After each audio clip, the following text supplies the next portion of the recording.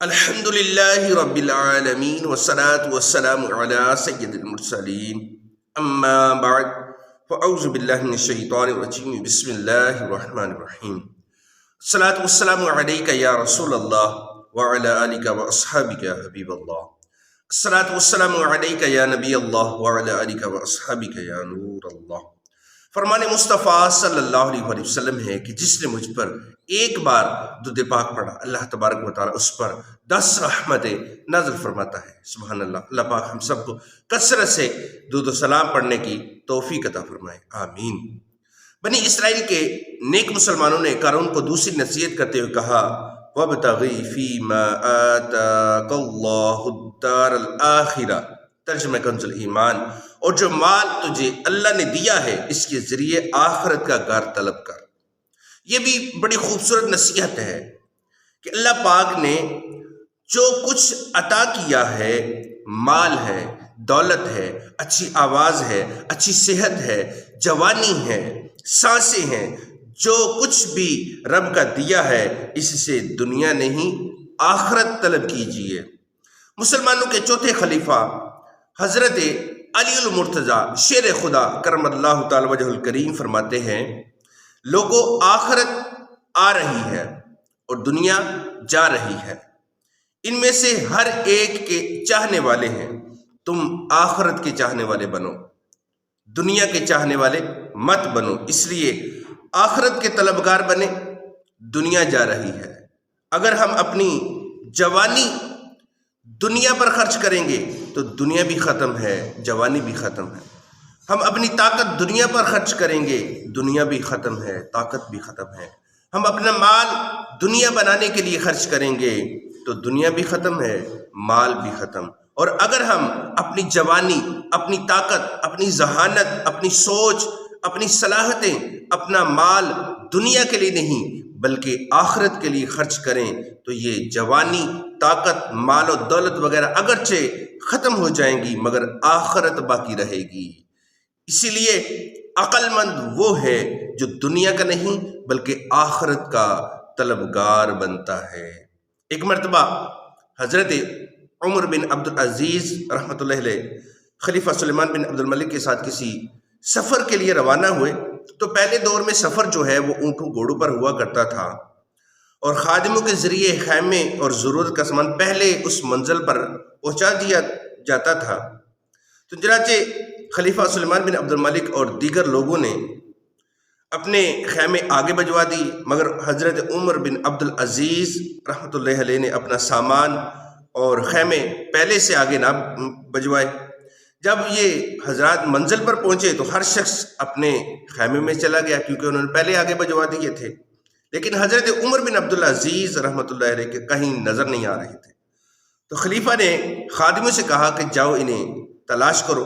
تلاش کیا گیا تو آپ اس حال میں ملے کہ ایک درخت کے نیچے بیٹھ کر زاروں قطار رو رہے ہیں۔ خلیفہ کی اطلاع دی گئی تو اس نے آپ رحمۃ اللہ علیہ کو بلا کر پوچھا اے ابو حفص عمر بن عبدالعزیز، آپ کیوں رو رہے ہیں؟ تو حضرت عمر بن عبدالعزیز رحمۃ اللہ علیہ نے فکر آخرت میں ڈوبا ہوا سبق آموز جواب دیا، فرمایا مجھے قیامت کا دن یاد آ گیا۔ دیکھیے آپ سب نے خیمے پہلے سے بھیجے تھے، آپ آتے ہی اپنے اپنے خیموں میں چلے گئے مگر میں نے گھر سے کوئی چیز آگے نہیں بھیجی، اس لیے مجھے یہاں پر کچھ نہیں ملا، تو قیامت کے دن بھی یہی حال ہوگا۔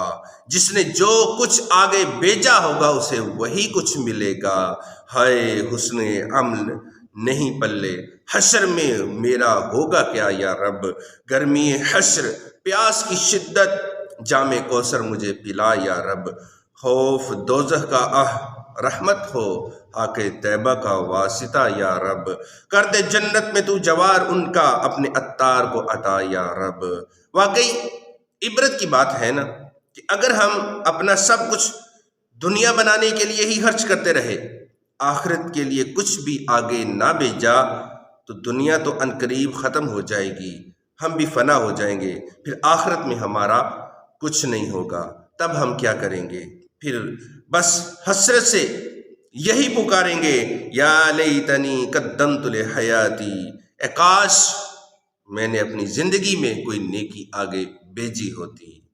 اسی لیے ابھی وقت ہے، ابھی ہم زندہ ہیں، ہم اس خوبصورت نصیحت کو قبول کر لیں اور وَابْتَغِ فِيمَا آتَاكَ اللَّهُ الدَّارَ الْآخِرَةَ، اور جو مال تجھے اللہ نے دیا ہے اس کے ذریعے آخرت کا گھر طلب کرو۔ کاش ہم آخرت کے طلبگار بن جائیں۔ اللہ پاک نے ہمیں جو کچھ عطا فرمایا ہے اس کے ذریعے دنیا نہیں بلکہ آخرت کے طلبگار بنے۔ حدیث پاک میں آتا ہے کہ آدمی کہتا ہے کہ میرا مال، میرا مال۔ اے ابن آدم، تیرا مال وہی ہے جو تو نے کھا کر فنا کر دیا، پہن کر بوسیدہ کر دیا یا صدقہ کر کے آگے بھیج دیا۔ کر زمین کے نیچے بھی جانے کی فکر، کام جو کرنے ہیں کر لے آج بس، اونچے اونچے یا تو بنوائے محل، روشنی قبر کا بھی سامان کر۔ اللہ اللہ، فکر آخرت، فکر آخرت۔ جب تک تم مال کو بچا کر رکھتے ہو تو مال کے ہوتے ہو، جب راہ خدا میں خرچ کر دیتے ہو تو مال تمہارا ہوتا ہے۔ یعنی جب تک مال ہمارے پاس ہے، مال ہمارا نہیں، ہم مال کے ہیں، ہم مال کی حفاظت کرتے ہیں۔ ہر وقت ڈر لگا رہتا ہے، یعنی جیب میں کوئی بھاری رقم ہو تو ڈر لگا رہتا ہے کوئی ڈاکو چھین نہ لے، اور جب گھر میں مال رکھا ہو تو ہم بہترین انتظام کرتے ہیں، سیکیورٹی گارڈ رکھتے ہیں، تجوری بھی مضبوط رکھتے ہیں، تالا مضبوط لگاتے ہیں۔ تو مگر جب ہم مال خرچ کر دیتے ہیں، راہ خدا میں صدقہ خیرات کر دیتے ہیں تو وہ مال ہمارا ہو جاتا ہے، اب سے کوئی نقصان نہیں پہنچا سکتا۔ اس لیے ہمیں چاہیے کہ راہ خدا میں خوب صدقہ کرنے اور مال و دولت کے ذریعے جنت کمانے کی فکر کریں۔ آمین بجاہ نبی الامین صلی اللہ علیہ وآلہ وسلم۔